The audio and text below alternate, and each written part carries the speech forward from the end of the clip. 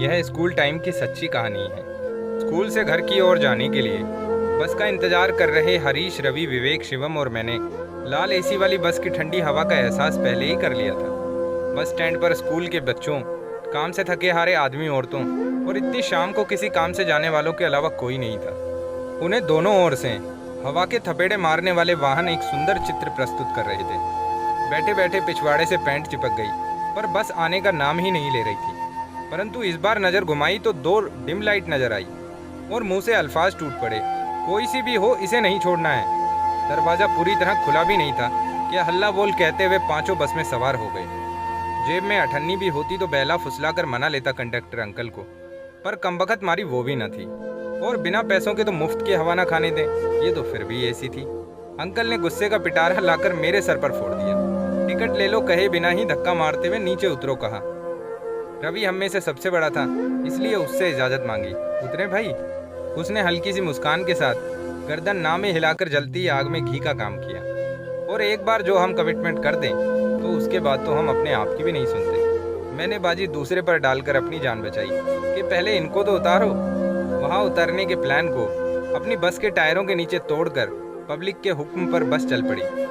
उस समय conductor uncle के माथे पर एसी में पसीना चीख चीख कर कह रहा था, उतर जाओ मेरी बस से। अंकल ने कसकर मेरा हाथ पकड़ा और कहा कि अभी शीशा तोड़ने के जुर्म में पकड़वाता हूँ। मामले को ठंडा करते हुए मैंने कहा, अच्छा अंकल अच्छा, हाथ तो छोड़ दो, भाग थोड़े रहा हूँ। हाथ छुड़वाकर नज़रों से मुआयना किया कि पूरी बस के यात्री हमारी ओर देख रहे थे। शायद आज का सफ़र उनके रोज़ाना के सफ़र से कुछ अलग था।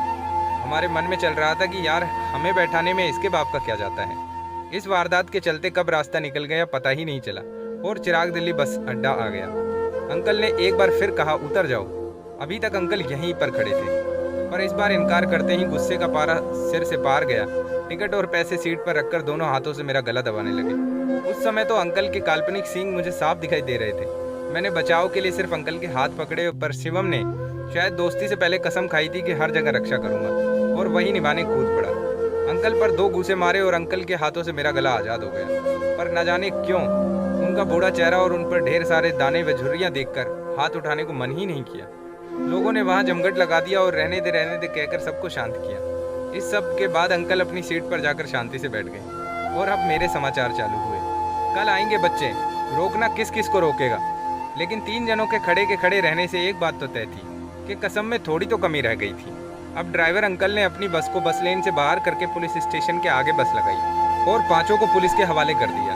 एक ने आते ही मुझे एक थप्पड़ जड़ दिया, क्योंकि कंडक्टर ने मुझे इन सब का हेड बताया था। नीचे उतरे कल जरूर मिलने का वादा करके अंकल को। यहाँ 2 मोटे मोटे अंकल, एक के हाथ में बंदूक और एक खाली हाथ। दोनों ने खा खाकर तोंद निकाल रखी थी। मुझसे पूछा कहाँ रहता है। दक्षिणपुरी सुनते ही कहने लगे, तू बेटा जरूर पड़ेगा। अगला सवाल, पापा क्या करते हैं। पापा को मोची तो भाई को सब्जी वाला बनाया।